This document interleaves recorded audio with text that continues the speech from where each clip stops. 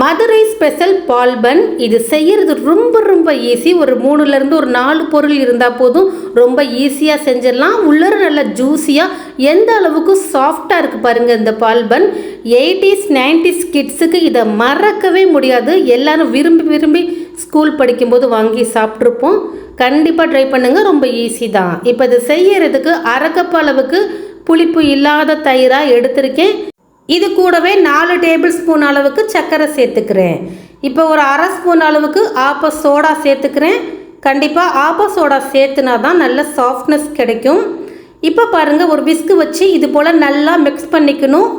ஒரு 2 நிமிஷம் மிக்ஸ் பண்ணிக்கோங்க. நல்லா க்ரீம் போல் இது போல் வரணும். இது போல் வந்தோடனே இப்போ நம்ம இதில் மைதா மாவு சேர்க்கணும். ஏன்னா இதில் மைதா மாவு சேர்த்து தான் செய்வாங்க. அப்போ தான் அந்த கடையில் கிடைக்கிறது போல் நல்ல சாஃப்டான பால் பன் நம்மளுக்கு கிடைக்கும். அதே டேஸ்ட்டு வரணுன்னா நீங்கள் மைதா மாவு சேர்த்து தான் செய்ய முடியும். அப்படி உங்களுக்கு விருப்பம் இல்லாட்டினா நீங்கள் கோதுமை மாவு சேர்த்து செய்யலாம். இப்போ 2 கப் அளவுக்கு 250 ml கப்புலேயே 2 கப் அளவுக்கு மைதா மாவு சேர்த்துருக்கேன். இந்த மாவுடைய அளவு பார்த்திங்கன்னா ஒரு 1/4 கிலோ அளவுக்கு இருக்கும். ஃபஸ்ட் நம்ம நல்லா கையில் மிக்ஸ் பண்ணி கொடுத்துட்டு இப்போ தண்ணி கொஞ்சம் கொஞ்சமாக சேர்த்துக்கணும். தண்ணி அதிகமாக விட்டு சேர்த்துறாதீங்க. அப்போக்கப்போ கொஞ்சம் கொஞ்சமாக விட்டு நல்லா இந்த மாவை இது போல் சாஃப்டான மாவு பதத்தில் இந்த பக்குவத்தில் இருக்கணுங்க. அப்போ தான் பால் பன் போடுறதுக்கு சரியாக இருக்கும். பாருங்கள், அப்படி எடுத்து விட்டால் இந்த அளவுக்கு இருக்கணும். இது ஒரு 1/2 மணி நேரத்திலிருந்து 1 மணி நேரம் வரையும் ஊற வச்சுக்கோங்க. அப்போ தான் பால் பன் நல்லா சாஃப்டாக இருக்கும்.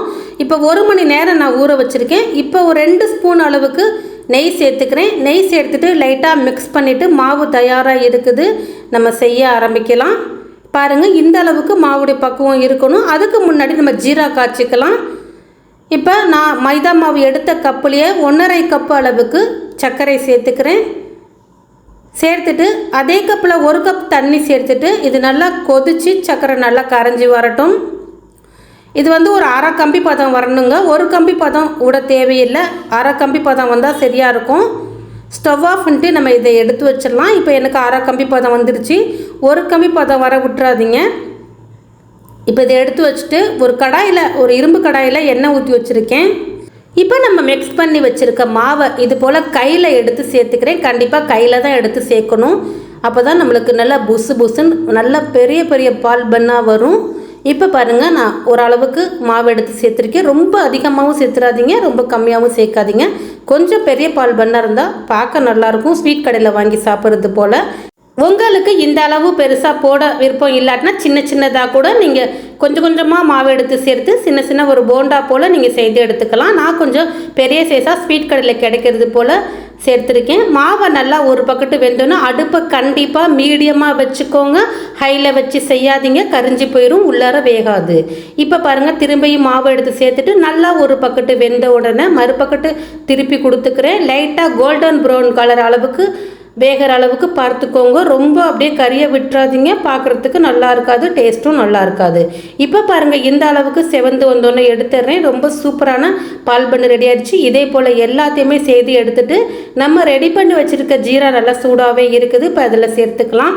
சேர்த்துட்டு நல்லா ஒரு 2 நிமிஷம் ஒரு பக்கெட்டு ஊறட்டும். ஒரு பக்கெட்டு 2 நிமிஷம் ஊறினோன்னா மறுபக்கெட்டு திருப்பி கொடுத்து திரும்பி ஒரு 2 நிமிஷம் ஊற வச்சுட்டு எடுத்துக்கிறேன். அவ்வளோதாங்க. எல்லா பால் பண்ணி இதே போல் ஜீராவில் போட்டு எடுத்துக்கோங்க. சாப்பிட்றதுக்கு ஸ்வீட் கடையில் வாங்கினது போலவே நல்ல சாஃப்டாக உள்ளர நல்ல ஜூஸியாக செம்ம டேஸ்ட்டாக இருக்கும். வீட்லேயே உங்கள் குழந்தைங்களுக்கு இது போல் நீங்கள் பால் பண்ணு செய்து கொடுக்கலாம். என்னைக்காச்சும் ஒரு நாள் செய்து கொடுங்க. அடிக்கடி நம்ம சாப்பிட போகிறது இல்லை. கடையில் வாங்கி கொடுக்கறதுக்கு வீட்டில் செய்து கொடுக்கறது அது கொஞ்சம் நல்லது தானே.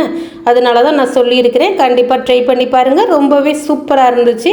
கண்டிப்பாக ட்ரை பண்ணிவிட்டு எப்படி இருந்துச்சுங்கிறத மறக்காமல் கமெண்ட்ஸில் சொல்லுங்கள். வீடியோ பிடித்திருந்தால் லைக் பண்ணுங்கள், ஷேர் பண்ணுங்கள், நம்ம பேஜையும் ஃபாலோ பண்ணுங்கள், நம்ம சேனலையும் சப்ஸ்கிரைப் பண்ணிக்கோங்க. ஒரு பால் பன் எடுத்து நான் இப்போ பிச்சு காட்டுறேன் பாருங்கள், எந்த அளவுக்கு சாஃப்டாக இருக்குன்னு. உள்ளர நல்லா ஜூஸியாக சாப்பிட்றதுக்கு செம்ம டேஸ்ட்டாக இருந்துச்சு. கண்டிப்பாக ட்ரை பண்ணிவிட்டு எப்படி இருந்துச்சுங்கிறத மறக்காமல் கமெண்ட்ஸில் சொல்லுங்கள். ஓகே ஃப்ரெண்ட்ஸ், இவ்வளோ நேரம் வீடியோ பார்த்ததுக்கு ரொம்ப ரொம்ப நன்றி. நம்ம சேனலை சப்ஸ்கிரைப் பண்ணி லைக் பண்ணிக்கோங்க.